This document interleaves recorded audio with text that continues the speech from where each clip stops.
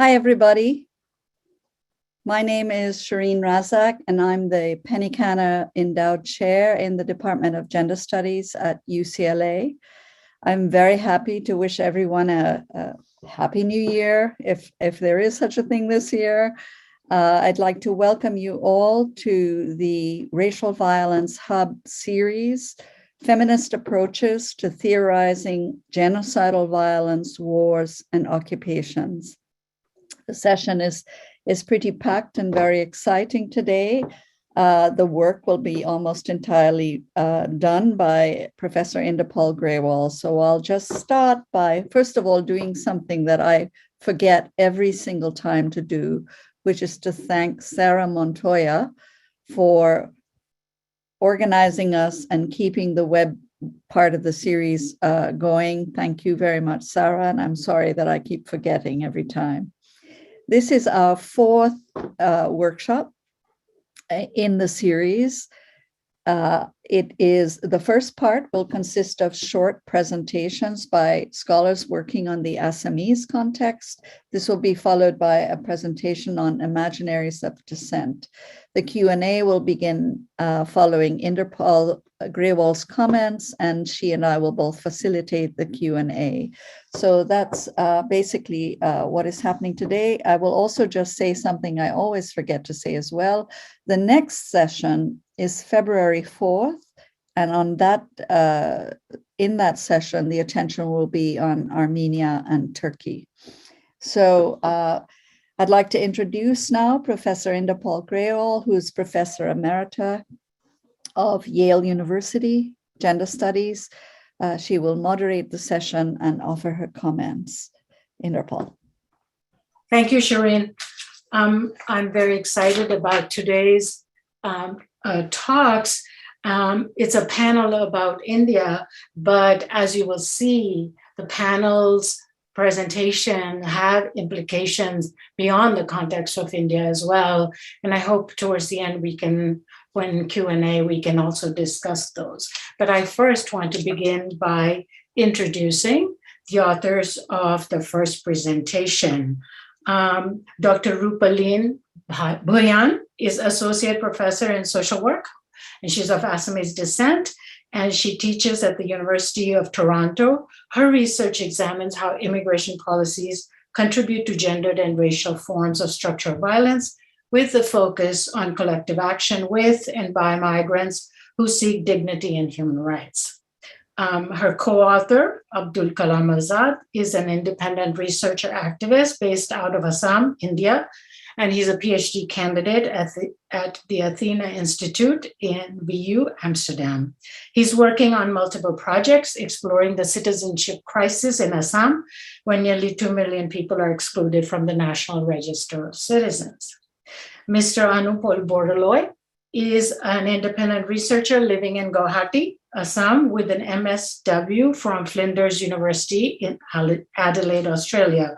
Mr. Bordoloi currently works with the UNDP in Guwahati, Assam, and is involved in the formulation and implementation of development programs relating to poverty alleviation, healthcare, governance, and climate change. A fourth co-author, Dr. Madhumita Sharma, will not be presenting, but she will be present for the Q&A and to respond to questions. She's an independent researcher based in Calgary, Canada, with a PhD in geography from the University of Adelaide.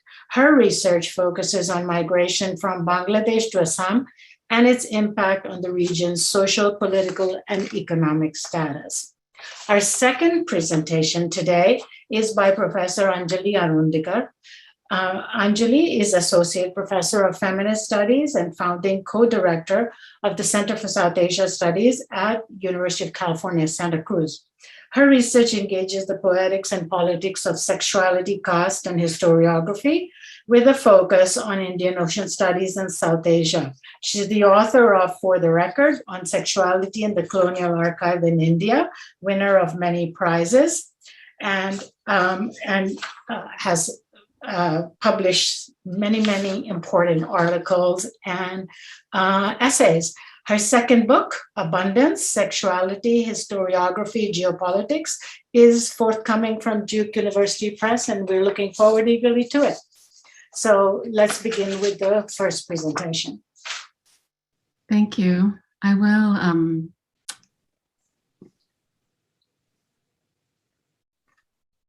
share my screens. Just give me a second.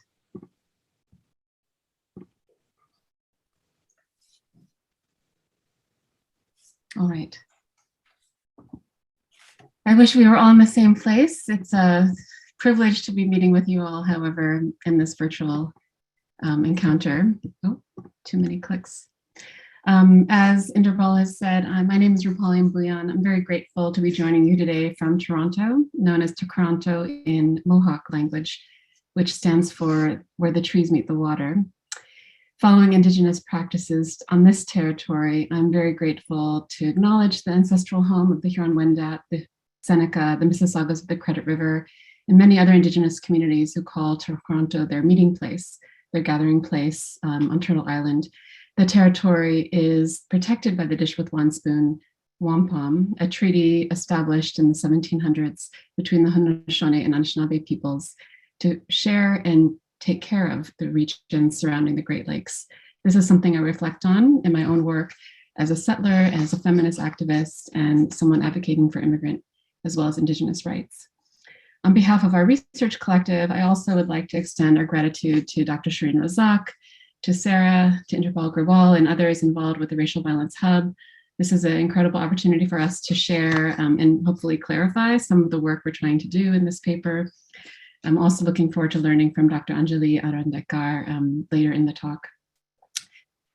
So in terms of my own positionality, my entry into this conversation of statelessness begins with my parents, Mahendra Bhuyan and Ili Barua, who originated in Assam. They were born in what is Assam, India, under British rule, and then migrated to the United States in the 1970s, where I was born and raised. So my entire life, I've been very aware of the journey of an immigrant other, shaped by the combination of racial nationalism, racial capitalism, and different forms of gendered patriarchy. As a first generation in my family not born in Assam, it's also kind of a scary thing to be writing about Assam. As I was joking with my team, I'm probably the least Assamese of our crew. And yet I think my vantage point, having grown up outside as an other, offers some interesting vantage points into the kind of disruption we want to have to the ways in which identity and belonging, territory, shared values and customs have been disrupted by globalization, as well as displacement in the post-colonial era. Also, as a feminist activist, I'm drawing from many scholars about critiquing this narrative that creates the binary between Native and Indigenous. This is something I'm doing in my work here in Canada, and invite us to consider how the colonial apparatus of the state positions us in the context of India. And I'll turn it over to my colleagues to introduce themselves. Thank you, Rupali ma'am. My heartfelt gratitude to the organizers of the event for giving us this opportunity to share our work. My name is Abdul Kalam Azad. I'm a human rights researcher and community worker, and someone who belongs to the Mia community, one of the prime targets of the citizenship contestation and statelessness processes in Assam. However, I have been fortunate enough to travel through the ladder of upward mobility, and today I am speaking from the land of our former colonizers. Currently, I am based in the University of York as a visiting fellow. Today, I will talk about institutions of contestation, determination, and detention through which statelessness is being produced in gigantic scale. I will also present a few cases of human cost of statelessness and how the vulnerable communities are also building the resilience. Now, I request my friend and colleague Anupal to introduce. Thank you, Abdul. A big hello to everyone from Guwahati, Assam. I'd like to introduce myself as Anupal Bordloy, and as someone who was born and brought up in the northeastern part of India. It was always very common for me to hear about the topic of my state, Assam, being slowly taken over by the settlers or migrants from Bangladesh, even during my childhood. This was often a topic of discussion during social gatherings, family dinners, etc. Since I belong to a Hindu-Assamese family, I always used to wonder, is this true? Will Assam be occupied by Bengali-speaking Muslim immigrants from Bangladesh? At that time, the child in me did feel a kind of fear that maybe with the passage of time, my language or my unique Assamese identity may get lost in one way or another. However, once I started my professional career with the United Nations, I had the opportunity to meet with various people at the grassroots level and also interacted with others who were already working on migration-related issues in the region. These meetings made me curious, and I decided that it was time I did some in-depth research in order to better understand this topic, and also to give myself a chance to listen to the stories of the quote-unquote other side. This, in short, is how I got involved in our study, and I hope that everyone present today will enjoy listening to our findings. Thank you. Thank you. So just to start, the image you see is a snap of the Brahmaputra River. It looms very large in it's a very fond space for those of us who lived in the region or call this region our home. It's a quite large body of water that drains from the Himalayas into Bangladesh, into the Delta. In this piece, you see the morning light. I think it's quite quintessential, and maybe in a good and bad way, that it's almost always this light because of the air pollution. But it is also a quite lovely thing. And in the background, you see quite a lot of the hills that also surround the region. So we've organized the talk to go through some of our conceptual work, thinking about how de facto statelessness and precarious citizenship are extensions of colonial projects, are byproducts of colonial projects. We're going to look at the colonial origins of the conversation or discourse of migration in this region, as well as the various institutions that have been established under Indian democracy to contest citizenship and determine who's a foreigner or to detain and deport them. Some of our analysis is specifically having to do with the National Registry of Citizens, so we'll focus on what we're calling both direct and indirect forms of discrimination that contribute to statelessness, and then the impact. Those of you less familiar, you may have consumed Assam tea. It has been marketed since the 1800s by the British, who planted tea in this region. It is very loosely tied geographically to what is now India, in that it is separated because of the land mass juxtaposed by Bhutan and Myanmar on the right or the east, as well as on the southwest to Bangladesh. So this is just the region that we're talking about. This is probably an image you may be most familiar with. In 2020, the Modi Hindu nationalist government, they passed an amendment to the Citizenship Act that drew protests from across India. For those of us paying attention to this, it is both an example of pushback against Hindu fascism. The change in the Citizenship Act made a faster process for those who are stateless living in India from so-called religious minority groups of neighboring countries who were not Muslim to access citizenship. In the region of Assam, this was very much complicated by the exercise of the National Registry of Citizens, which had just established a new number earlier in 2019. It was in August of 2019, where many of those who are excluded from the NRC include Bengali-speaking Hindus, who the Assamese ethno-nationalists would denounce as foreigners to the region as well. So we're pulling on this not so much to analyze the Citizenship Act, but to talk about its context, as well as the different vantage points, the kind of dominant narrative of Hindu nationalism promoted by the central government, as well as the ethno-nationalism that Anupal was speaking to, the kind of threat and encroachment or the loss of culture and territory for Assamese-speaking folks who have been the majority in this region for many, many generations. Both of them have the potential to be dehumanizing projects, but we also want to speak with an intersectional lens to how they obscure some of the ways in which gendered, kind of the politics of gendered structural racism operate to disenfranchise, particularly women and children, from citizenship in this process. So in terms of our conceptual lens, we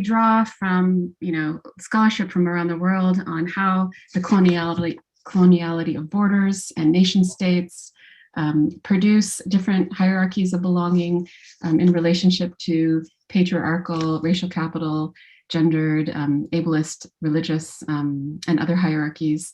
In this case, we're looking at the principal construct of citizenship, which originally at the outset in India was established under jus soli principles, this idea that you are a birth of the soil and thus have the right to citizenship. Over the years, this right has been eroded, ostensibly because of the threat of encroachment of folks arriving from Sri Lanka during the long-standing civil war in that region, as well as those displaced out of what was then East Pakistan, then became Bangladesh, those who were seen as not original inhabitants of the newly independent India at the time of its independence from Great Britain. We also are looking at conceptualizations of liminal and precarious citizenship that look at the relationship between the state and non-state actors in everyday life. Because of India's relatively weak infrastructure for documentary citizenship in the first several decades of its statehood, many folks, for example, on the image on the right, could participate in elections without having documented their citizenship in a formal way. There are many documents that one could procure or use through their participation in schools, through owning land, through employment, that could allow them to have a full civil, social, and political life. This is a type of liminal citizenship that often was not differentiating between those who may be eligible for citizenship or those who are more new to the region. However, with the rise of Hindu nationalism and the pressures to police the borders, which is true around the world, as well as the new technologies that are emerging to require digital kind of presence. This is including the Aadhaar system, which is the social security financial system that is now used widely in India. You have more mechanisms to monitor, detain, and detect and deport people. So we're conceptualizing this move from a liminal status of citizenship, which had some precarity for sure, to a much more precarious space where increasing numbers, upwards of 2 million, are now subject to de facto statelessness. We also want to keep in mind that statelessness is a widespread byproduct of nation statehood. It's part of the colonial apparatus. It's often, in the international scale, much attention is often given to those who are forcibly having to migrate because of war or environmental degradation.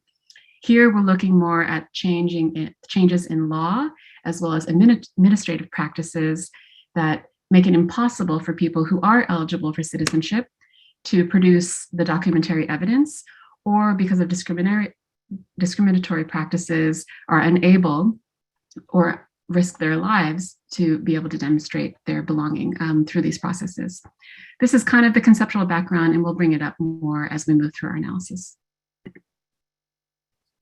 Take it from here, Anupal. Thank you, Rupalimba.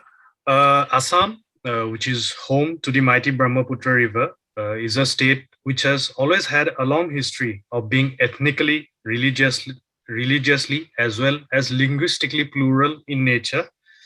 The fertile soil of the Brahmaputra Valley has always played a major role in attracting people to migrate from other regions, from Asia, in order to settle in the state that is now in present time, Assam.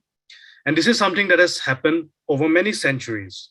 We'll start off with the Ahom rule, which lasted in the state for almost 600 years. The Ahom kings themselves were originally from Southeast Asia, migrated to the region, assimilated with the locals, and then made the state their home. After the Ahoms came the British, and the colonial rule over the region lasted for more than 100 years. As you can see on the right of this slide is the map from colonial times, where Assam and Eastern Bengal were put as one unit, with Dhaka being the capital and Bengali language being the lingua franca. All these were part of the British colonial policies. And at present, Assam is one of the largest states in Northeast India in terms of population. 61% are Hindus and 34% are Muslims. Amongst the languages spoken, 48% speak Assamese and 29% are Bengali speaking in the region. Next slide, please.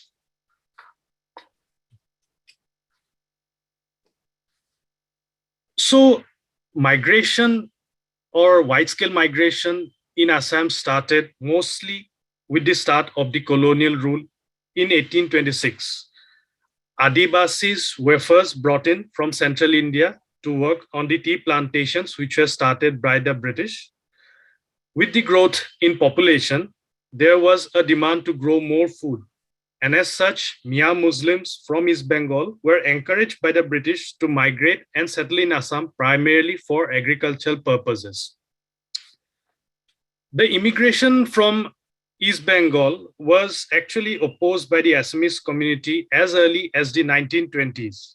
The locals feared that the settlers would infringe upon their land, their language, etc. The colonial government also played a big role in this scenario as they introduced rules or policies such as the line system in the 1920s, revoking the land rights of the Mia Muslims in 1938, evicting thousands of Muslim peasants in the 1940s, etc. Other important events during the colonial period can be found on this timeline. So now I'd like to request my friend and colleague Abdul to speak on the topics such as contestation, determination, and detention in the context of Assam and the NRC. Thank you, Anupal. In the next few slides, I will try to explain various institutions of contestation and their relationship with institutions of citizenship determination, and finally, how the institution of detention is working. So I will explain three institutions of contesting citizenship. These are reference case, D-voters, and NRC in a historical timeline. I will begin with the reference case. In post-colonial Assam, the first institutionalized mechanism for citizenship contestation was brought through the draconian policy called Prevention of Infiltration of Pakistanis, or PIP, in early 1960s. Under this scheme, a special police unit was started within the structure of Assam Police, and the role of the Assam Police border organization was to contest the citizenship and belonging of so-called suspected citizens.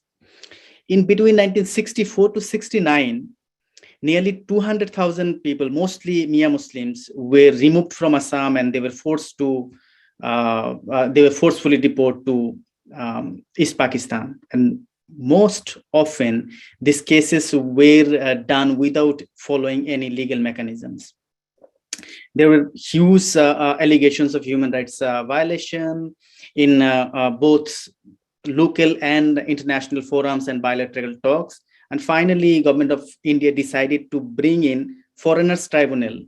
I will talk about this in a few minutes.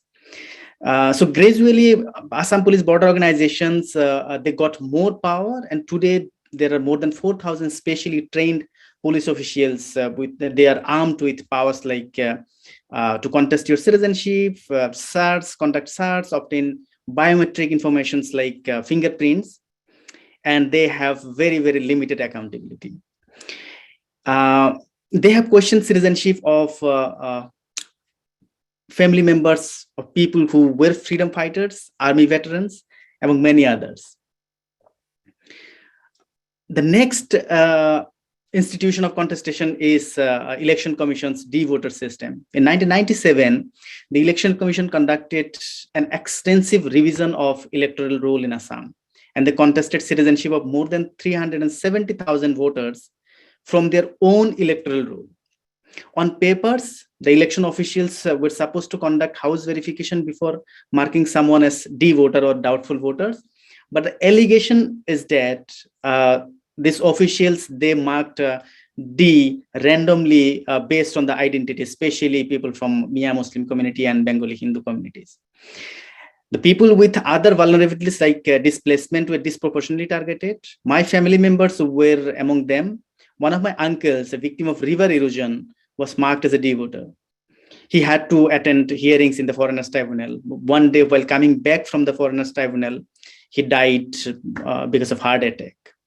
These people, these D-voters, they lose civil and political rights and other entitlements, even without getting any legal recourse. Now I will go to the third institutions. This is the most giant institution called National Register of Citizens. In 2019, this NRC contested citizenship of nearly 2 million people. First NRC was prepared in 1951 with the census data on the pretext of creating a mechanism to protect Assam from further infiltration. Between 1979 and 85, in Assam, there was a huge agitation, and the demand was to detect, delete, and deport so-called illegal immigrants from Bangladesh. The leadership of this movement, they actually came to power from political parties, and they ruled Assam for 2 terms, but they failed to delete and deport those huge numbers as they alleged during the agitation. But after Assam agitation, the Assamese nationalist groups, they intensified their demand to update the 1951 NRC so that they can deport illegal immigrants who entered Assam after 1971. In 2005, we see that government accepts their demands, and from 2014 to 2019, Supreme Court of India monitored the updating of NRC process under leadership of a judge, Supreme Court judge, Assamese judge named Ranjan Gogoi. And finally, we see that 1.9 million people, including Hindus, they got excluded from NRC. Rupali ma'am was talking about the Citizenship Amendment Act. This finding of 1.9 million so-called de facto stateless people actually is something like the genesis of the CAA. Now I will go to the another institution, that is the Foreigners Tribunal.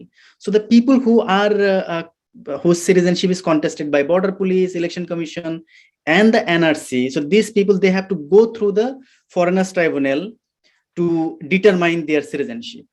So this Foreigners Tribunal is a quasi-judicial body formed under a colonial act, and the tribunal is unique and peculiar in many ways.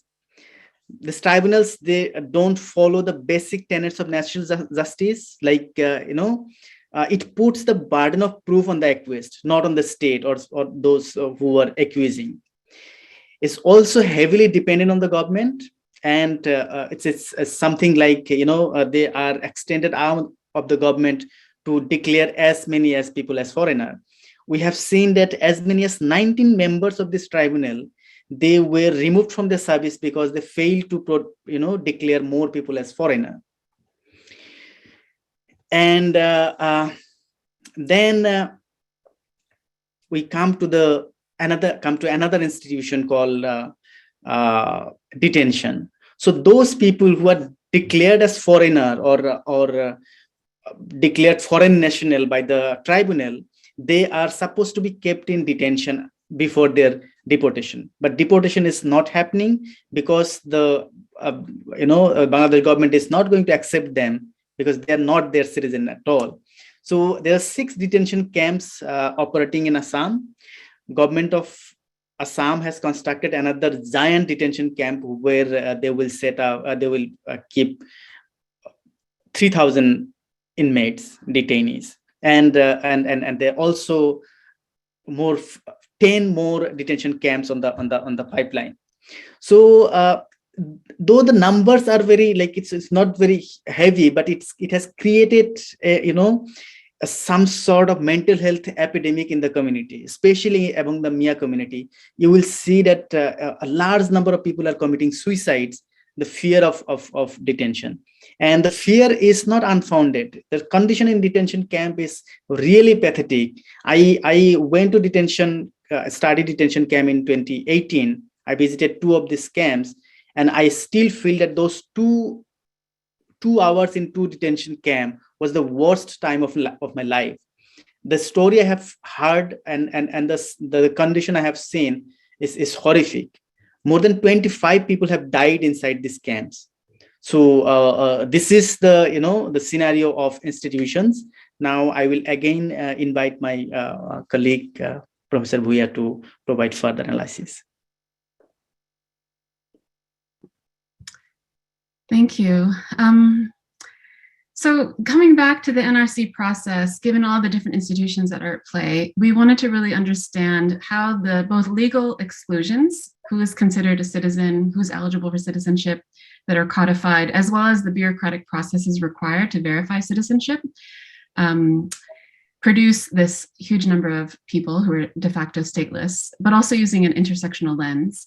I won't go too much into the details, but just for the documentary requirements, it is very complicated, but there are two primary ways you can verify citizenship. One is showing a linkage to a family member whose name appears, or having your name itself appear in either the original 1951 NRC, even though the Supreme Court had previously ruled that it is unconstitutional because it wasn't collected very accurately. And there are like so many districts where they don't even have any data. So even though that's the case, it's still used as one of the primary ways to verify citizenship, or to have a family member on one of the electoral rolls leading up to March 24, 1971. This is the time of Bangladeshi independence, when there were upwards of 4 million Bangladeshis who would come into India for a while and then went back after the war had settled. There's also the requirement for those who don't have the linkage to verify citizenship. There's a number of documents you can produce, and we'll say more about what this looks like in practice.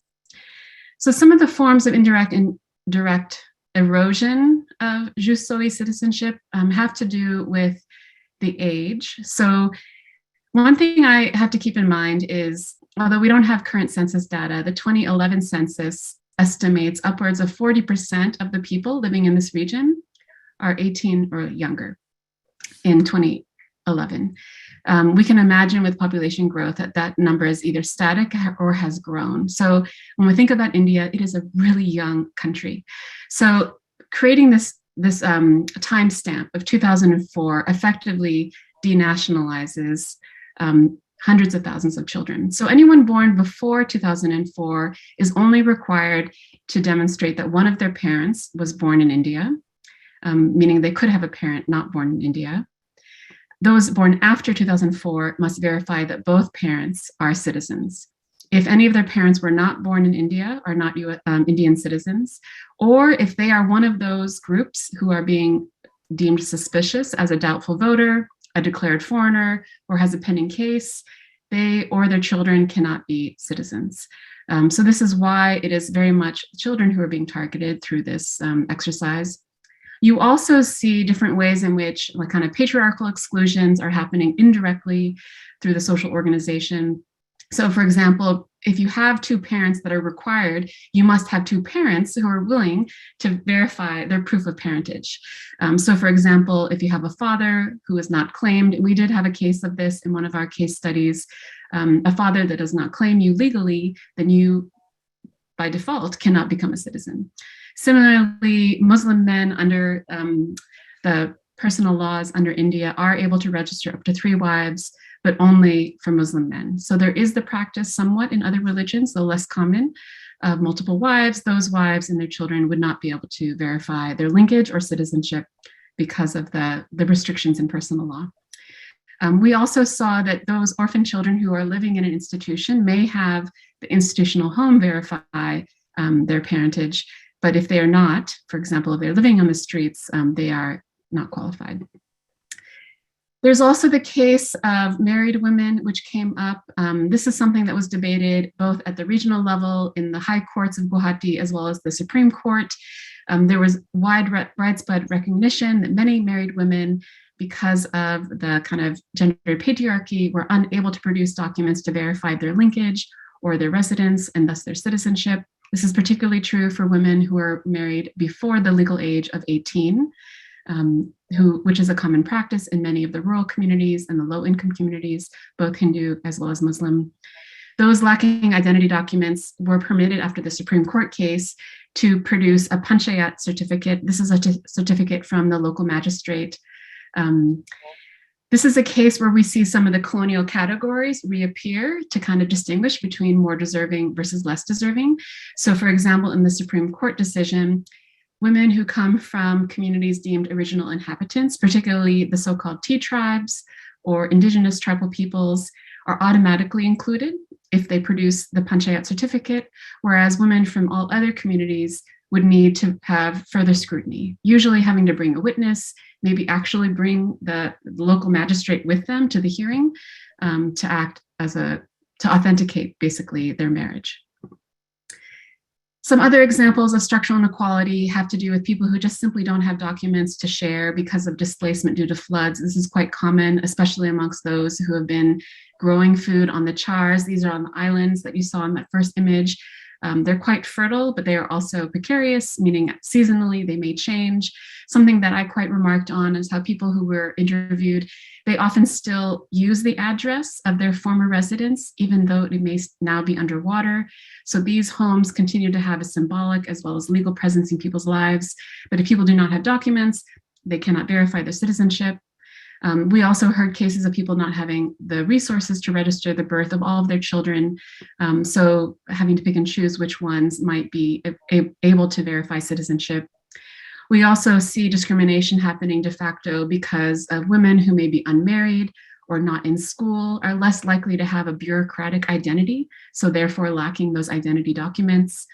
There's also the case of trans and non-gender conforming people, though the Indian Constitution does have some recognition for trans rights. In the practice, those who appear in an appearance that's different than their legal identity, gender appearance, are often discriminated on an everyday basis.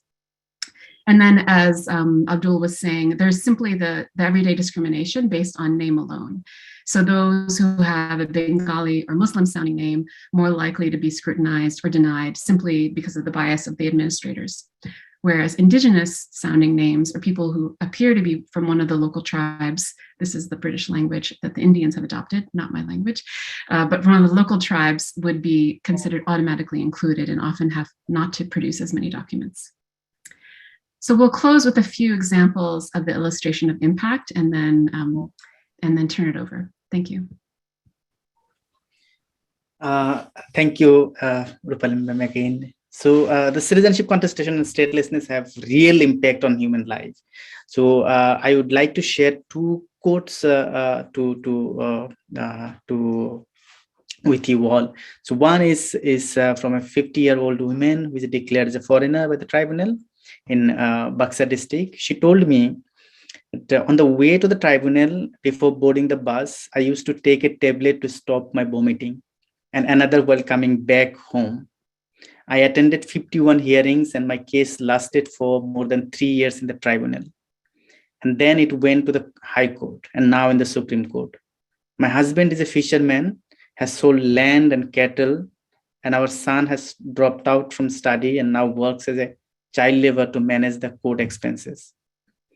Our home is close to the road. Every time I hear a motor vehicle, I feel like the border police has come to take me to the detention. Be it daytime or in middle of the night, every time I rush towards the river to hide from the police. Similar kind of experience is narrated by another 45-year-old woman who is also declared as a foreigner. She told me, I'm afraid. I cannot sleep at night. I have been absconding from police. I have not visited my home for 6 years. My husband stays at Nalbari and I live with my children in my parents' home. My husband tells me that sometimes the border police come to pick me up and send to the detention camp. I cannot explain how I feel. I think about my children. What sins did they commit? Why their future is being destroyed? My children dream to study and become lawyer to solve my case. But how do I explain my children that it is not easy to get them educated? among all of these grim stories, what we also find that there is some sort of resilience, some sort of solidarity within the communities. One of the most inspiring stories is the story of powerful Mia poetry movement, and how the poet started to reclaim their identity, which was like somehow weaponized against them, and transformed it into a tool of resistance. I would like to read a few lines of a poem by poet Hafiz Ahmed, where he writes, he actually got inspired by Palestinian poet Mahmoud Darwish, and write down, I'm a Mia. My serial number in the NRC is 200543. I have 2 children. Another is coming next summer. Will you hate him as you hate me? I'll stop here and invite Rupali ma'am to conclude. Just a few final remarks, because I know we're going a little more than time. I think, as Arundhati Roy has said, almost from the moment India became a sovereign nation, it turned into a colonial power, annexing territory and waging war through what Harsha Walia also characterizes as the deadly potion of casteism, religious chauvinism, and gendered racism. It's this intersectional lens that we seek to make more visible. The kind of dominant discourses circulating in India are critiquing the Hindu fascism of the BJP government, which I think is very dangerously deployed across India, and certainly has joined forces with the ethno-nationalist movements of Assam. We also, however, see just the dehumanization through the bureaucratic processes, through processes like registering people as citizens. Those whose lives are not touched by bureaucracy because of their own social exclusion, often women who are unmarried, who are not going to school, those who are married before the age of 18, those children who are not legitimized by both of their parents. These are the folks who are most likely who are going to become de facto stateless, and thus lacking even more protection under the current apparatus of statehood. So we're thinking about this as statelessness of structural and epistemic violence. The kind of everyday life they live is being invisibilized in the bureaucratic processes that are excluding them. So we'll stop there and look forward to conversation from you all. Thank you. Thank you so much. We will now move to Professor Anjali Arondekar's talk. Anjali. Thank you, Inderpal, and Jai Bhim to everyone from Bombay. Apologize for my voice. It is not COVID, it is pollution, which is an equally destructive killer here in India. I wanted to begin by saying thank you to my comrades for their wonderful presentation, and for Shireen and Inderpal for giving me this opportunity to share some of my views. I have spent the last 2 years, a significant part of the last 2 years, in Mumbai, formerly Bombay, in Maharashtra, and also in rural Maharashtra, working with activists, comrades, intellectuals, trying to figure out pandemic histories of dissent within a period of increasing despair and disenfranchisement. So as I said to Inderpal when I shared my talk, that my comments today are more an incitement to action, to agitate, organize, and educate. So in that spirit, let me begin. I also want to dedicate this talk to Hidme Markam, a wonderful feminist environmental activist who has been incarcerated in Chhattisgarh since March 2021, and along with so many other feminist political prisoners, remains under surveillance and lives in unimaginable conditions of incarceration. And I think we need to keep that in mind as we think about the extensive genocidal violence of the Indian colonial state. So with that, let me begin.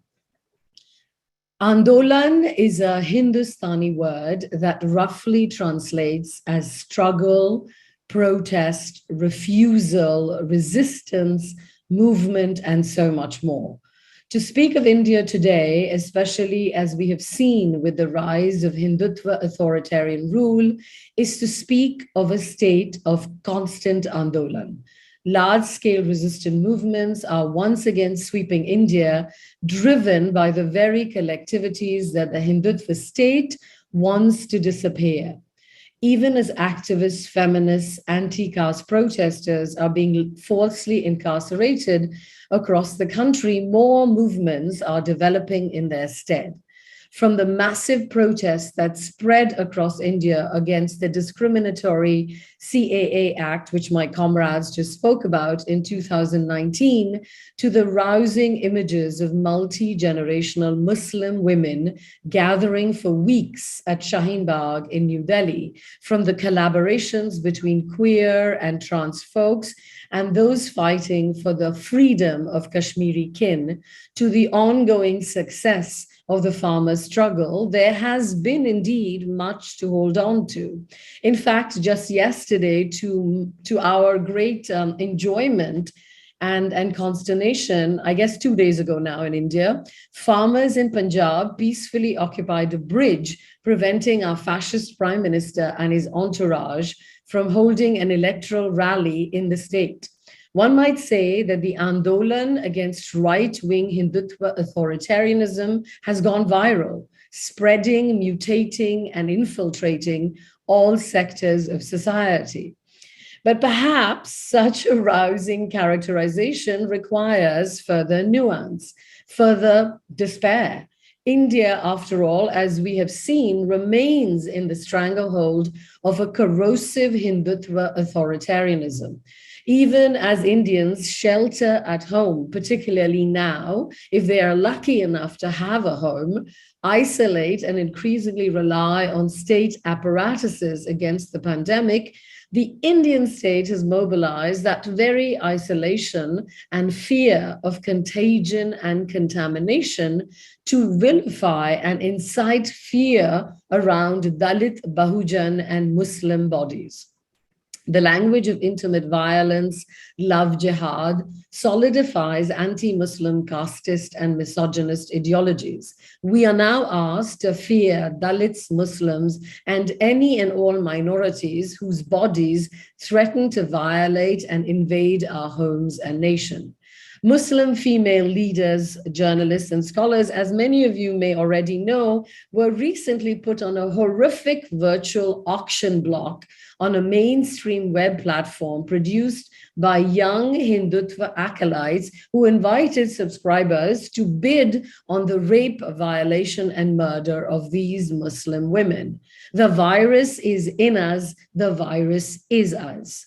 The website was taken down, and the young offenders, allegedly led by upper caste young men and women, clearly young because below 21, these people were arrested, but such violence, of course, shows no sign of abating. Now, what I want to offer here then are Andolan Imaginaries, meditations that move between the heady inspirations of current protests, such as the inspirational work of the farmers' movement, and the stultifying violence of state and non-state practices. Andolan, after all, as many of you know, is a movement in Hindustani music, an alankar, a combination, ornamentation of notes, to be specific, that oscillates between one fixed note and its counterpart, touching, suffusing all that lies in between. If Indian authoritarianism relies on the unholy triumvirate of white supremacy, Islamophobia, and Hindutva, such an excess finds its most malleable, toxic, and incommensurate avatar in the evolving management of histories of sexuality and caste. Hindutva combines forces with a homo-nationalism to diversify its demographics, especially across caste-oppressed and sexual minorities. Even as we memorialize the anniversary, now almost 3.5 years, of the repeal of Section 377, the famous anti-sodomy statute, and interrogate the expansion of dubious legalities to trans folks, the infamous NALSA Act. I'm happy to say more about all of these things. We could do well to remember the genealogies of this emergence. Sexual freedom and or deviance, depending on the electoral politics du jour, there is a massive election going on right now in the northern state of India, in Uttar Pradesh, which, as many of you know, is probably one of the most authoritarian Hindutva states in India. So the shifting metrics of how and what we say is very much going to be determined in the next few weeks. Now, sexual freedom is a heady and confusing mix of Western fantasy, Muslim excess, and or a sign of Hindutva's capaciousness. We revive and revile the Kama Sutra, for example, as a Hindu text that heralds a rich past, even as today we burn it in our Hindutva present. If I were to map the more recent history of such ideological confusion, we would begin with the 1996 protest against Deepa Mehta's infamous movie Fire, which was banned, for example, in Mumbai, the city that I am currently in, and elsewhere for its desecration of Hindu female figures, Radha and Sita. As Bal Thackeray, the leader, who is now deceased, but who was the leader then of the Mumbai-based right-wing regional party, the Shiv Sena, that is in power right now and was then, noted, if the women in Fire were named Khadija and Fatima, we would not have had a problem with the film. Now, fast forward towards 2029 and 2020 and 2021 and 2022, where the same Shiv Sena government now supports pride marches and inaugurates so-called rescue phone lines for queer trans youth. It would, of course, be easy and even cynical to see such shifts as instrumental extensions of a growing rainbow electoral capitalism. After all, has much really changed for non-elite, caste-oppressed, gender non-conforming kin that do not live in overhyped urban enclaves such as Delhi and Mumbai? So, for example, the recent onslaught of Pure as Love, these are these horrific advertisements that you see on mainstream television by a jewelry firm called Bhima, which is very famous in India, which features, for example, the emergence of a trans subjectivity, but a primarily Hindu trans subjectivity, upper caste, through the ability of this subject to finally purchase the overpriced gold necklace that you could not buy earlier, is one obvious example of these mobilizations. Now, to surrender to such a script of appropriation is to cede to the success story of Hindutva. What I have just said is both familiar and alarming, but I want to take a pause and think of other readings and horizons of possibility.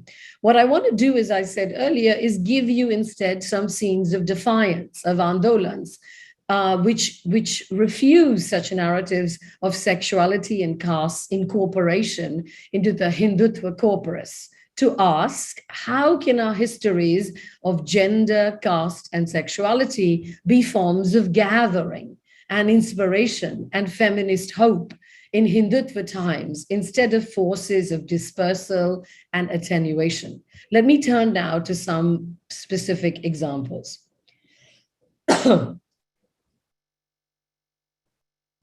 Hum kagaz nahi dikhayenge. We will not show our papers, evidence. Now, even as protests, as my comrades noted earlier, against the controversial Citizen Amendment Act raged rapidly across India at the end of 2019 till middle of 2020. The last protest I attended was in Mumbai on March 15th, 2020. There was a clear sense that we were battling some familiar legal, historical, and political struggles around the linkages between evidentiary regimes and discourses of rights and representation. That example is vividly exemplified in the case that my comrades have made for Assam. We are made into a minority, devalued across caste, religion, labor, sexuality, and more. Now, the prevailing ideology between CAA and NRC in a broader national context is, of course, the systematic expulsion of the minority Indian Muslim community, whereby Muslims, Indian or otherwise, would be required to prove their citizenship through spurious paper archives that may or may not be recognized. Now, the anti-CAA protests, as many scholars have observed, For example, Rahul Roy, Dalit scholars Sandhu Bhire, S.V. Usha, have significantly argued that these protests are important because they mobilize the seductive and dangerous language of a secular nationalism. So even as we protest, what are we giving in its place? India as diverse, India as democracy, besmirched by the jingoism of a Hindutva separatist state. So still holding on to the idea of a nation. Such protests underscore the difficulties of a resistive politics in India, where the recourse to nationalism against the state produces excesses of its own, exclusions of regions such as Kashmir, and now increasing, as my colleague and comrade Dolly Kikon has also argued, in terms of the Northeast, and indigeneity, Adivasi questions, to name a select few, while ostensibly embracing its sexual minorities.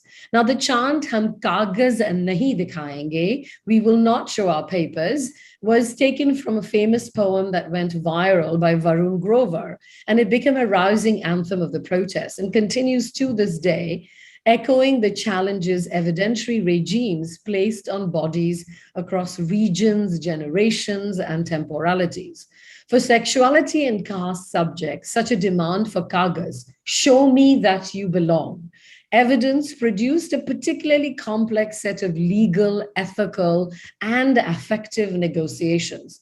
The most strident refusals of kagas, paper regimes, were enacted, no coincidence, by trans subjects in rural India, particularly, who spoke out against their continuous effacement within legal and societal structures in India, to produce original evidence, original kagas, to prove that trans lives exist, to prove who we really are.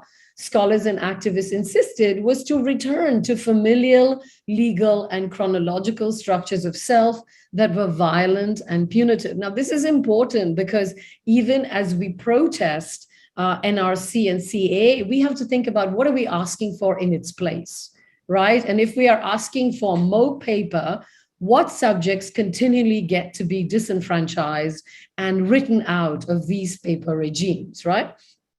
Now, these are similar questions that indigenous scholars in the United States have been asking of immigration reform, right? When we speak of immigration reform, what do we do when we embrace the US nation state?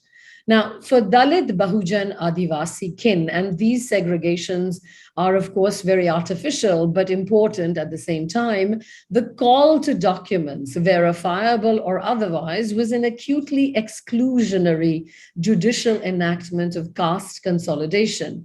To be legible as paper subjects was to further dehumanize Dalit, Bahujan, Adivasi bodies already at the peripheries of the state power. For example, my own Bahujan mother, like so many caste-oppressed kin in India, like the legendary figure of Ai in Dalit Marathi poet Jyoti Lanjevar's famous corpus, has no birth certificate, only a memory of a life nourished despite the mandate of that original Brahminical story. To refuse kagas, paper, was to forge a history of sexuality and caste that requires new languages of political action. Now, a second noteworthy development of these nationwide protests, and let me reiterate that while the pandemic and the increasing authoritarianism of the Hindutva state has shut down many of these protests, they continue online, they continue in virtual platforms, and they continue on the streets in carefully choreographed and collaborative ways. So they have not gone away despite of what we hear, and the farmers' protests are not the only ones that have happened. Again, I want to celebrate what is going on and what the inspiration of the farmers have provided for us. But those movements have worked in collaboration with movements across the state and across the nation. It is really important for us to signal that. And I will end with an example from that. Now, a second noteworthy development, of course, specifically within queer, trans, and Dalit organizing movements, is the exuberant return for some and new embrace for others of Dr. Bhimrao Ambedkar, the Dalit icon, intellectual, activist, and architect of the Indian Constitution, alongside a remarkable, perceptible sidelining of Mahatma Gandhi as national icon. The phrase preceding the chant, "Hum kagaz nahi dikhayenge," we won't show our papers, is an equally rousing phrase. "Hum samvidhan ko bachayenge," we will save the Constitution, a direct homage to Ambedkar's constitutional legacy, his pioneering vision of a radical democracy which centered Dalit and Bahujan histories as places of learning and possibility. Remember, Bahu does not mean minority. It means majority, which all centered these histories again as places of learning and possibility.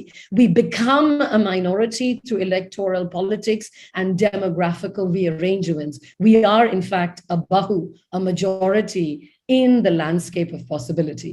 The invocation of the Samvidhan, the Constitution here, must not be seen as a return to the idea of enshrined truths, or to return to an evidentiary regime maligned at the hands of an authoritarian and divisive state. This is not a traditional paper constitution. Rather, the call to save and or rescue the Samvidhan within these protests was more a space of active making and remaking, a coming together of new grammars of subject making to create what Rohit Bey so importantly reminds us has always been a people's document. The Constitution as Commons is not a kagas, a paper full of verifiable data and embodied beginnings. It is more a vocabulary of protest and possibility. Now, in a space like India and even South Asia, where the idea of evidence, and I have written a lot about this in my previous and current work, is always already a hoax, a jogad, a flexible form. What does it then mean to both refuse and mobilize a rhetoric of paper? This is not a new thing. After all, official evidence of existence in colonial and post-colonial South Asia has never and continues to be incommensurate with recognizable selves and identities, where the insinuation of paper rationality into lives is the very crux of the matter. Documents fake and fail lives, their failure and incitement to the variations of duplication, duplicity, and collectivity. Our pandemic times have further heightened these kagas paper regimes as citizens are both composed and jettisoned through a language of evidence that arbitrarily creates insiders and outsiders. I have returned often to these early moments of protest from 2019 and 20 in these past few harrowing months in India, as this jugaad duplicate form has become both my salvation and demise in South Asia. Social media secure lives. Remember the time when oxygen tanks were being secured through social media networks rather than through the states, when India experienced the most harrowing loss of life in May 2020, at the very moment when the state was refusing its possibility. Unnamed kin for so many of us died in unnamed spaces and continue to do so, even as the register of COVID deaths and cases climbs each day. Today, we are told there are 25,000 cases of COVID in India. I can tell you there are more in the neighborhood in Mumbai that I live in. A trans Dalit comrade in rural Maharashtra in Latur, who could not get their brother into a hospital bed, wrenchingly writes me, "Kagas navte ghar, म्हणून त्याचे मरण लवकर आले. We didn't have the right papers, sister. That is why he died so prematurely." Now, I want to end with some scenes of possibility. This section, which is very brief, and I would love to meditate with you on, is called "These Are Our Sincere Dreams." These are our sincere dreams, 2 offerings. Scene 1. Meena Kotwal, a fierce Dalit journalist and the founder of Mook Nayak, a Hindi media platform whose reportage I urge you, I am calling out these people because I want you to follow them, to cite them, to reproduce their work so their embrace is not forgotten across borders and across our imaginaries. So remember, Meena Kotwal, a fierce Dalit journalist and the founder of Mook Nayak, a Hindi media platform whose reportage on caste and gender atrocities, particularly against Dalit, Bahujan, and Adivasi populations in particular, has been the exemplar for courageous journalism. Meena Kotwal posted a video on December 25th, 2021. I am deliberately choosing not to show you the video because I want you to tag it and watch it on your own time, because social media is mediated across so many geotags. So Meena Kotwal posted a video on December 25th, 2021 of her burning the Manusmriti, an ancient legal text, ancient entre guillemets, that is often seen by many upper caste Hindus to provide the guidebook Dharma Shastra of Hinduism. This was an echo of a similar event that Dr. Babasaheb Ambedkar did many years ago on this same date, when he burnt the Manusmriti as an embrace of Buddhism in his indictment of upper caste hegemony. In an incredible gesture of protest, Meena Kotwal wrote on Twitter and Instagram, where she posted this image, "ऐसे ही इस घटिया किताब को जलाएंगे और ये हम लगातार करते रहेंगे, सिर्फ जलाएंगे ही नहीं बल्कि इसके विचारों को नष्ट कर देंगे। बाबा साहेब ने भी यही किया था। Here is how we burn this despicable text, and this is what we will keep doing. Not only will we burn it, but we will uproot the very thoughts behind it. Baba Sahib has done the same thing." Now, Meena Kotwal did not just end her gesture of refusal there. Rather, with a final flourish, she adds in this video, "Aag aise lagi, maza aa gaya." I have lit the fire in such a way that it has filled me with enjoyment.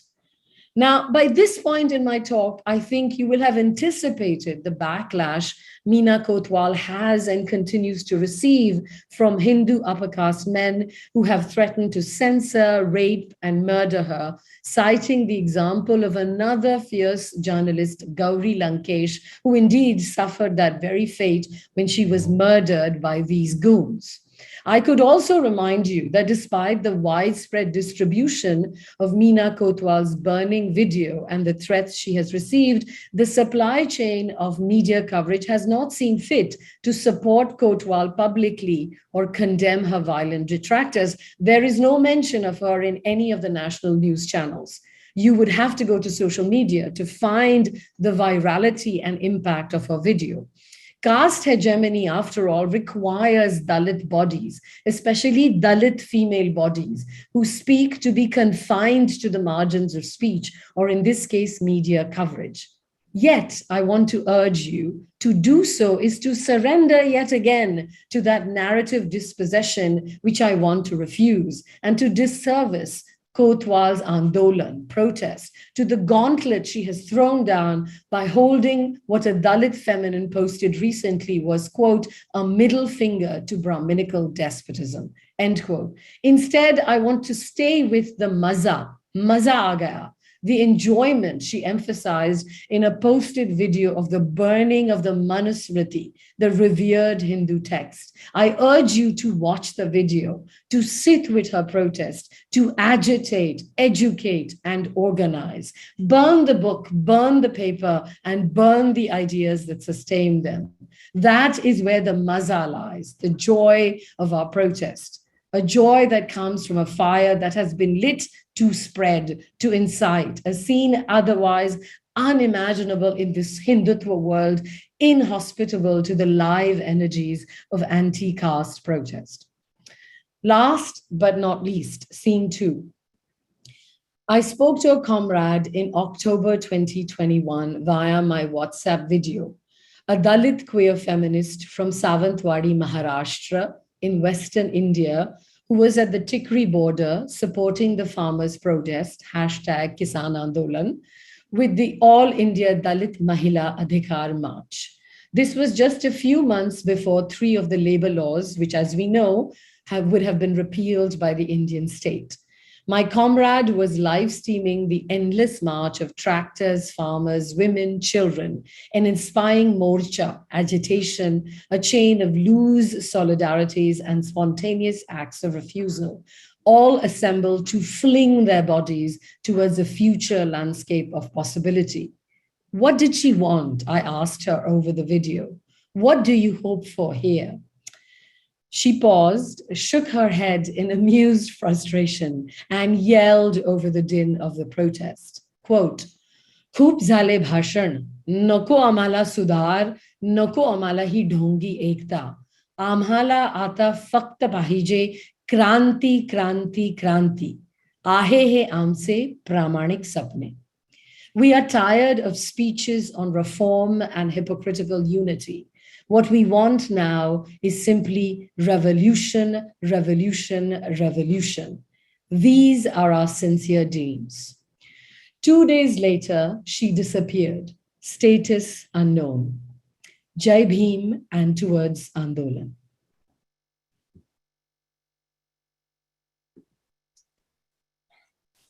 Thank you, Anjali. Those are moving words to end with. I want to thank you all for such illuminating and important presentations. I think, as you will all have heard, both these presentations have implications beyond the borders of India, and they have implications for all of us sitting in all of these spaces trying to work through what we see going on around us. So it's something that needs all of our collective wisdom and theorizing and bringing to the table the different kinds of experiences of structural and straight violence that we are all gathering together, and which Shireen has been doing through this racial violence hub, and which is so important. So for the first set of papers, I want to just begin by pulling out flagging some few points in both of these presentations, which are very rich and they have so much in them that I want you all to sit with them to think about them as well. But I just want to pull out a few points that resonated and actually resonating across different kinds of work that is going on today. So first, the kind of way in which Bhuyan, Sharma Azad Bordloy have talked about state-produced identities, the importance of the papers, what Anjali points out, the document, the documentary state, and the importance of the papers, and the importance of papers as strategies for survival, but also for bureaucratic control that takes place through so many different forms. And the ways in which the other side of that the paper life is the stateless life, right? The increased numbers of migrants that we see inside, produced through borders that are not just on the outskirts of the territory, but within states as well.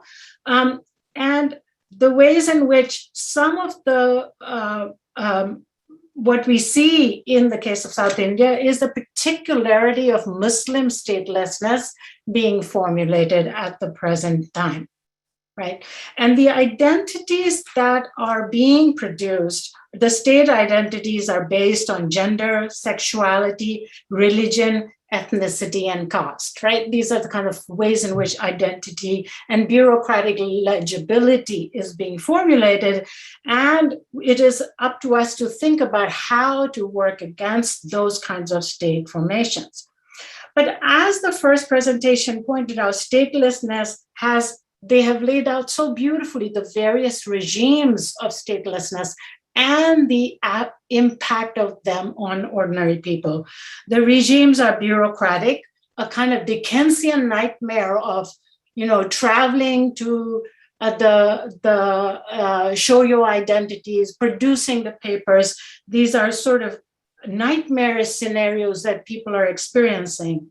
Legal laws, the Citizen Amendment Act, produced to render some groups stateless, from the get-go, and the ways in which they have also pointed out how this is not just new, but have taken place historically. So you have one regime being replaced by another regime being replaced by another, so that people don't know which date should they follow, where they should go. So this kind of complexity of the laws are very important, and the iterative quality that they pointed out.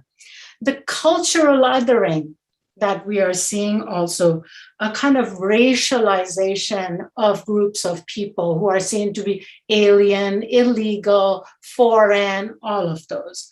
And the kind of fourth line is the political machination, the disenfranchisement, the electoral politics, the machinations of doing one set of politics and negotiations in Assam, another in Punjab, another in UP, another in Kerala. So there's a lot going on, and the paper is very important in looking at this particularity of Assam and what the sort of the demographics and the cartography and the demography of the place produces in terms of electoral politics.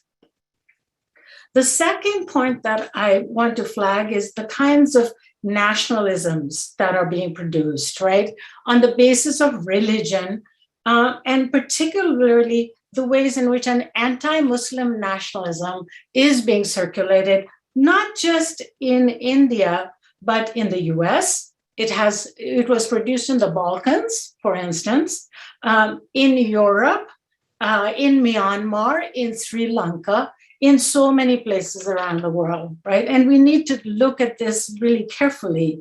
In Assam, we learn 1.9 million people are being excluded, but the BJP in India would like to exclude over 200 million Muslims who live in India. And that is an enormous number to consider as aliens, right? To disenfranchise them, to render them as aliens in their own land. And that's something I think we need to think about. And I want to think about more about what that means as well.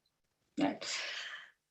For the second presentation, Anjali Arondekar's presentation, it's important for her to think about struggles, how they shift, how they change, what ideological confusions they produce, what possibilities there are in understanding the Constitution and its documentary genealogy in particular ways, right? And what are the places that sexual politics becomes captured by the state, and what are the places where it evades capture, right? And those are really important. And she asks us to think about what defiance means, and what defiance, the jouissance of defiance, for instance, right? And the kind of tragic consequences of it as well. I want to throw out a little bit more here about, she talks about gender, caste, and sexuality, but in the context of South Asia, I think religious difference and linguistics also produce really important forms of rupture to the Hindutva state that we see today. Right. For instance, the BJP's mandate to push Hindi as a language does not resonate in the southern part of India, for instance. Right. It's pushed to disenfranchise Hindus who come across from Bangladesh did not resonate so well in Assam either. So we have all these complexities that are being presented to us, and that provide some ways to push against the state. And I want to flag the Mia poet that Professor Azad talked about, who gives us an example of the ways in which artistic production and aesthetic production and the arts and the artists are producing these forms in which we can use to push back. So now I want to move to sort of questions for both presentations. For the first presentations, I wanted to think a little bit more about understand what's going on in India, right?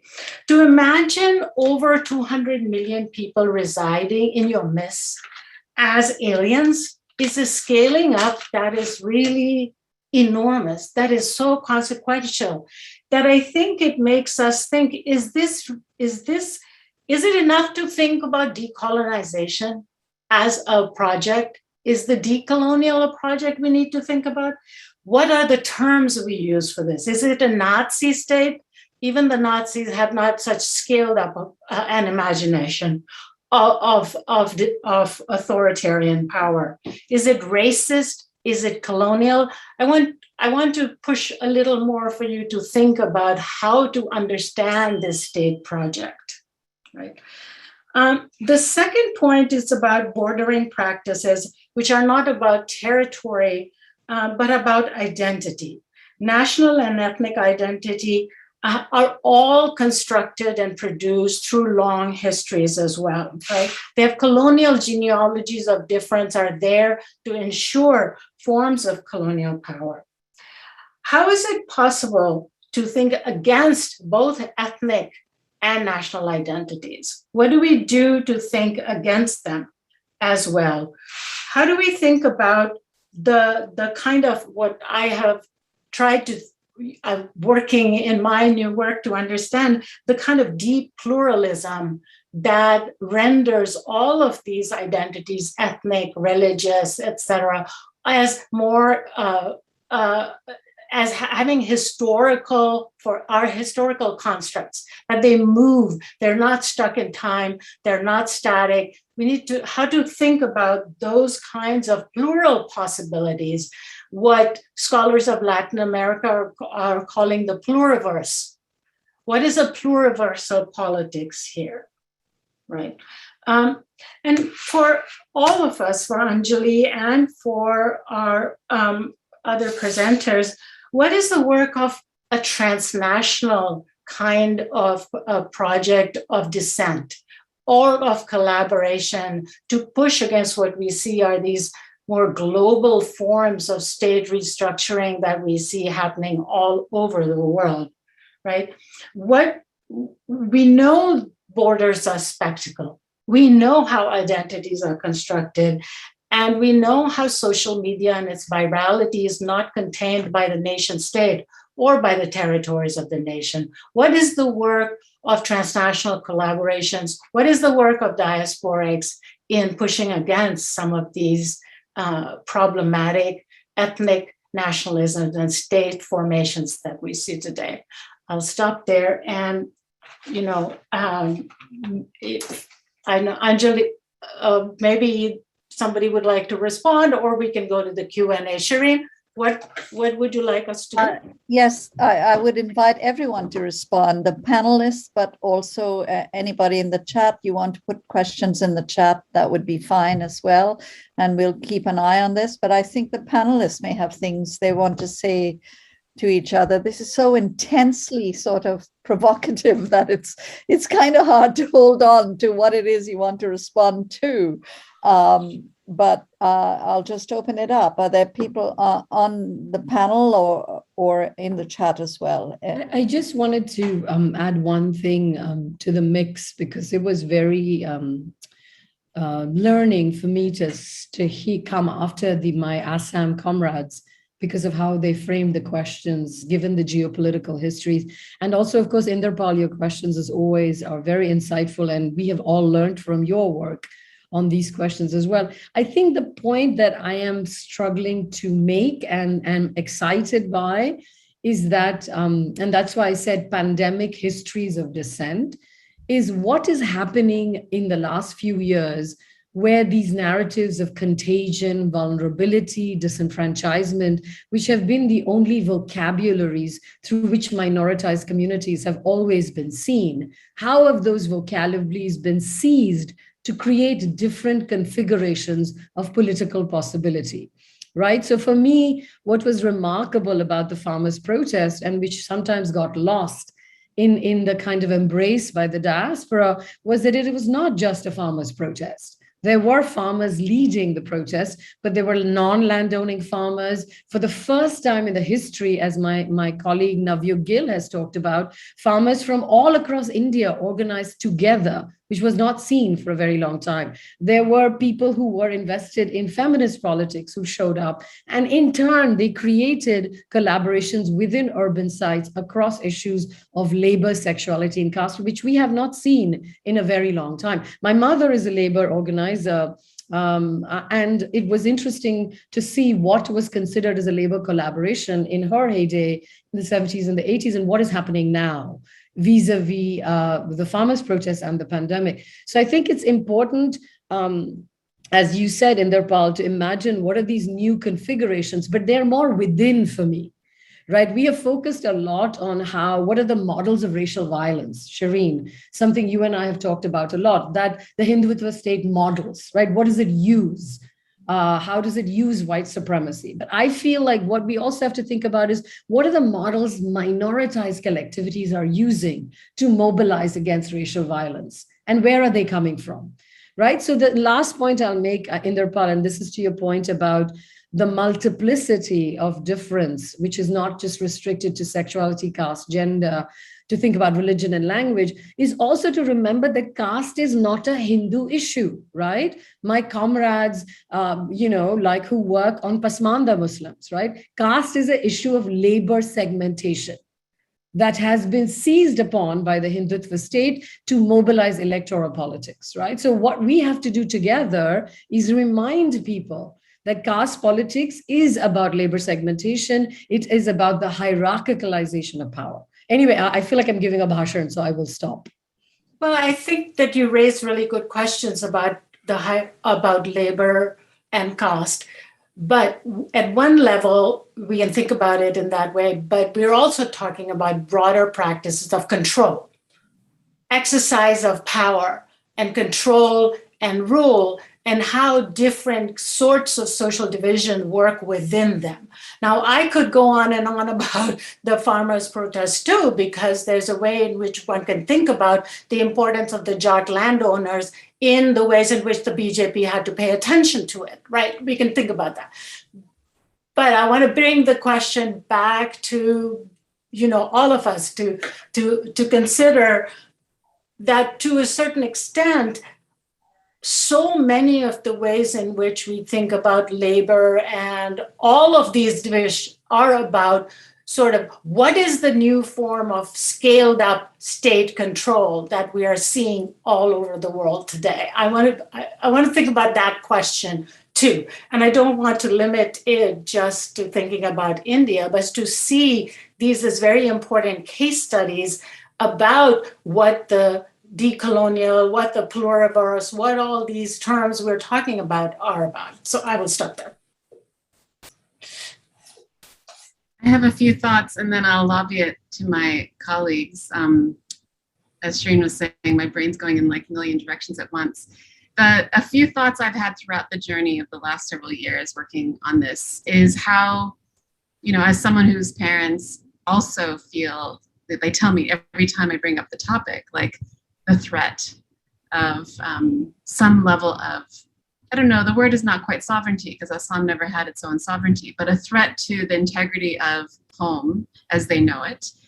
And often the figure of the other, which is often the Bengali speaking, person, Hindu or Muslim in our region, is which, as you'll see with Abdul, he's more Assamese than I am, but like this is the figure that they worry about the most, even though their childhood stories are filled with people who are also Bengali speaking. And what I notice that people are not worried about is global capitalism. And I'm like, what? Global capitalism seems to be posing a much bigger threat into the life world or the epistemologies of Ahomia, as they may have rememred it, than the people who they see as embodying this foreign status. So I worry about how little concern there seems to be about the kind of encroachment of these like capitalist features in everyday life and the kind of the desires it is proliferating. I don't understand it fully because I'm also an outsider. I'm living in like the height of capitalism in terms of like both the US and Canada. I also worry about, and I think of Nabal Grawal when I encountered your work on Transnational America.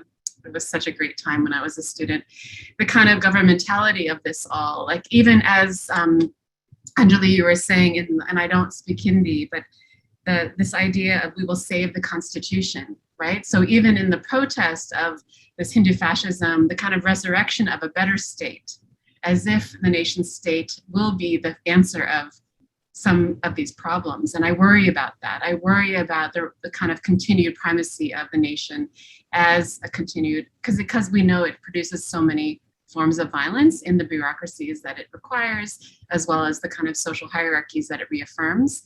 I think, as maybe Abdul and Anupal can say more, many different political factions within the region of the Northeast embrace the national registry. Those who are from Bengali-speaking communities, Muslim and Hindu, thinking this could be a way we show we really are citizens. So it wasn't that people didn't want the NRC, it's just that the bureaucratic process and the non-being, the non-belonging that already exists for people was invisibilized. That's why we're calling it a type of epistemic violence. The last piece, just speaking on the transnational piece, and I think I've learned, I'm still in a very early stage of learning about the kind of resurrection of Indigenous knowledges in the territories where I live now in Turtle Island in Canada.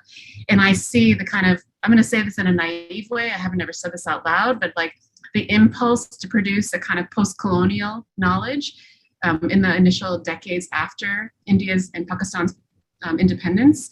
I feel like there's another wave of this reimagining of post-colonial knowledges, but as Anjali was saying, really highlighting the kind of epistemologies of various marginalized peoples within these post-colonial states as a way forward. I'm really looking forward to learning more from that as we continue. I'll stop there. I wonder if Ida Pepe, you've raised your hand and you have a question? Or a comment? I do, if that's okay. But if the panelists want to jump in, I can. Well, they can also join, so go ahead. All right. Well, I just hearing Rupalim, speak about the attachments and the desire for the nation state among the denationalized. And I ask this only because I work on Palestinian statelessness in Jordan, and I ask this because I struggle myself with the term statelessness, and I struggle with what categories like de facto statelessness do for us analytically, because on the one hand, legally, they offer zero protection for anybody who's deemed stateless in the sort of Westphalian internationalism of things. There's no via sort of asylum, resettlement, nothing. It's a developmental humanitarian category, but it provides very little for the people who we call stateless. And practically speaking, well, politically, right, like Palestinians, Kashmiris, Sahrawis use it to claim a state, which I don't know much about Assam, if that is what is happening here.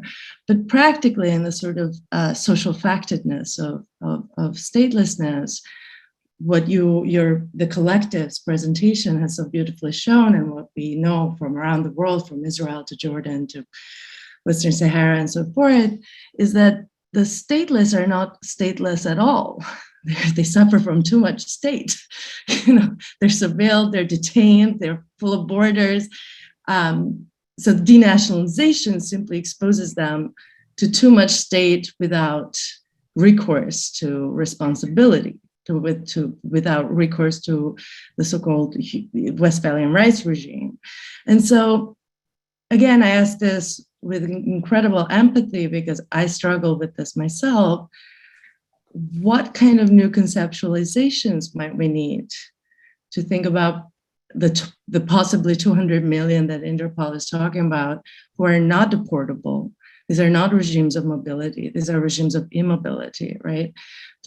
How do we think about this so-called mid-20th century category of the stateless, who again are suffering from too much state, in ways that maybe help us sort of think against the nation state, against this, or rather with this deep pluralism that Inderpal calls for against this sort of ethnic categories.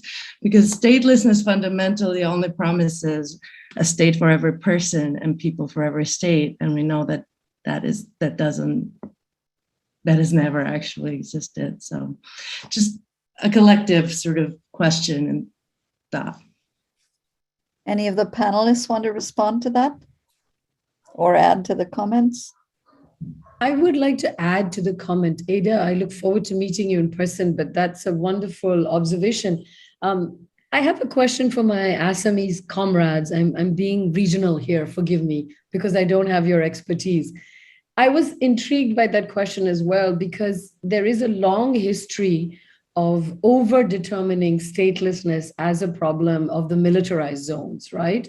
Of the Northeast, of Kashmir, and not so much of Jharkhand, Chhattisgarh, where histories of indigeneity, Adivasi, land reform have sort of fallen away, right? Because in those debates, there is no aspiration of state, but there is aspiration of land that is disarticulated from state.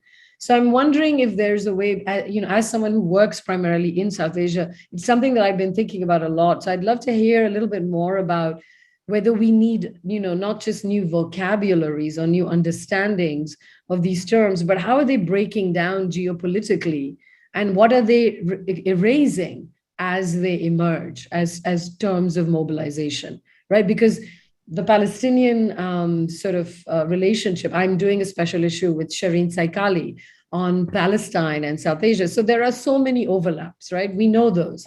But what are the things that we are missing? I would love to hear more as well on that question. Thank you. I will try to respond. It's not a response. I don't know. I'm not very confident. But still, when we talk about the vocabulary, while working with these people, those who are termed as stateless or de facto stateless, on ground we see that as my friend was, I forgot her name.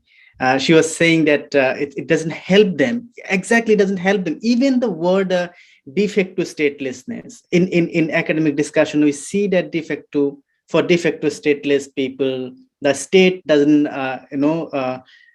somehow they try to forget these people, invisibilize these people. But in case of Assam, what we have seen, like a D voter, a doubtful voter, basically not a stateless person as per the definition.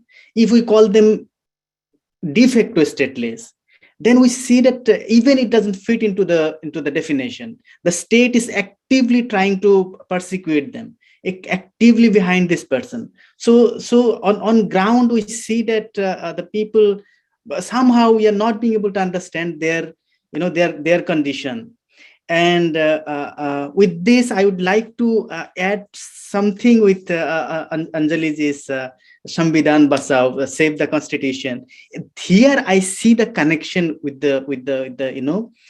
this connection of solidarity, how the similar kind of vocabulary for protest, for community mobilization is happening. I am being a community mobilizer. How I use this slogan of saving the Constitution, and I tried to take it to the ground. I started a cycle yatra, a cycle journey from a district in Lower Assam called Dhubri, and with hundreds of young volunteers, we call ourselves as Hongbidan Hebok. In Assamese, that means servant of Constitution. So with all of these young people, we went to people, those who are affected by citizenship contestation. We tried to show them how the idea of Baba Sahib's Samvidhan can give a remedy. We had a place. Today the Hindutva forces are taking place to dehumanize Muslims. We have a place where we say that as a citizen, as a follower of this constitution, we place to support each other. Those whose citizen constitutional rights is violated or about to violate, we will stand by you. So this language, this vocabulary of solidarity is happening. Maybe we are not able to connect with, other groups locally or even internationally, but the vocabulary, somehow there is similarities. Yeah. Thank you. I'm so struck by the way in which solidarity is an emotional state and a physical place. So with some of these terms, the Constitution and what it means to you, what kind of ethnic identity or religious identity you want to park yourself in, that these are really sort of emotional states. And I'm wondering if that, because they are emotional states, it means that when people use this language in various places, they don't always mean what we think they mean, because we have to capture what the emotional connection is to that. So I'm just like struck by the difficulties we're all naming and you're all naming and confronting about what, not only what language to use, but what is an actual solution here to this kind of, for instance, massive eviction of people, this kind of disposability on a scale unimaginable. It seems clear that the answer can't be a state as we know it. But even as we talk to each other about it, I think we do have to be aware of sort of the emotional pulls that are taking us in various categories. It just seemed that way to me when the panelists mentioned various things. I felt this utter chill and dread. I just thought, the thing that I was, the D voter, I just thought, oh my God, what does that mean for us here in the US? That is a category that is being used and mobilized in various ways, and it's calling out to people in various ways. So every time something was mentioned, I really felt this absolute chill about it's coming for me. And it was a kind of emotional pull there that is politics.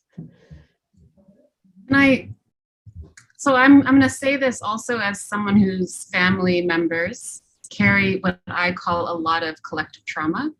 The period we didn't spend much time talking about post-partition in this region was filled with what Central India would call insurgencies. And I know from me growing up in the United States, what that meant was we were not permitted to go to Assam. And we were detained once because we did not have papers. It was not a very traumatic detention, but it was a detention at the airport because we arrived without papers. We could not enter Assam. We were US passport holders at the time because the region was so controlled for outsiders. And even when I would visit my relatives and those living in could say more, the kind of authoritarian regime at the time was both manifesting because of various groups on the ground who are representing populist movements, anti-Indian movements. They wanted to be separate. They wanted to have some level of sovereignty. At that time, the opposition was primarily with the Congress government for control over resources. So border control was one of the issues, but it was not the primary issue, my understanding, in the 70s and 80s. It became more so over time, the primary issue, but resources like oil extraction and whatnot, building of roads, these were not happening. The resources that were extracted from Assam in the region the benefits are going to outside of Assam. This is the story I was told. And in the daily life, what this meant was people were so afraid of who are your enemies that we were not allowed to even talk about it outside of our household. Even in the household sometimes, we were told not to talk about it. So this kind of political repression was characterized, I think a lot of, especially I'm 50 years old, but the generation just above me who were in their teens and 20s at the time of the Assam agitation, and I'm speaking from the perspective of those who identify as ethnic Assamese, they carry so much trauma that even to bring up this topic, they're going to be yelling and screaming at you, and are very confident in their views and unwilling to see any other views. So this emotion that you're even responding to, Shireen, builds on multiple layers of trauma. And I'm curious, I'm sure for others, this may have different vantage points because of the multiple minority groups for whom I don't have the lived experience, but also experience the violence in different ways.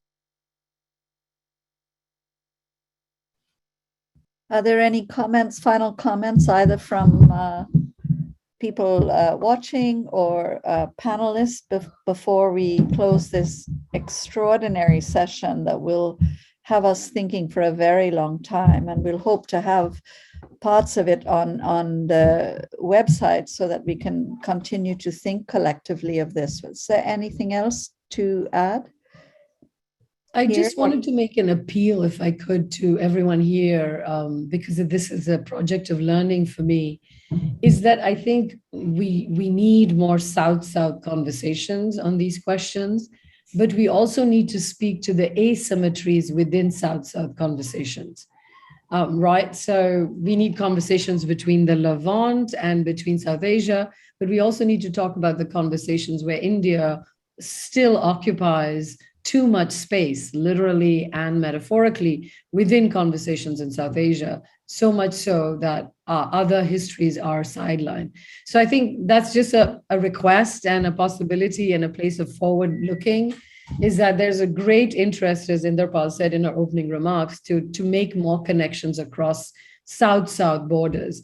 But we also have to pay attention to what we continue to erase and stabilize as we make those conversations. And I think, Shireen, your curation of the series has reminded us of the responsibility we bear as we make those conversations possible.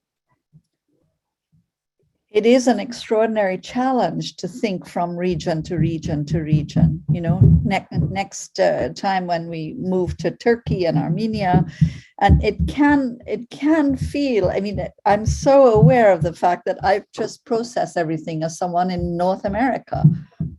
It's like it's going in like that.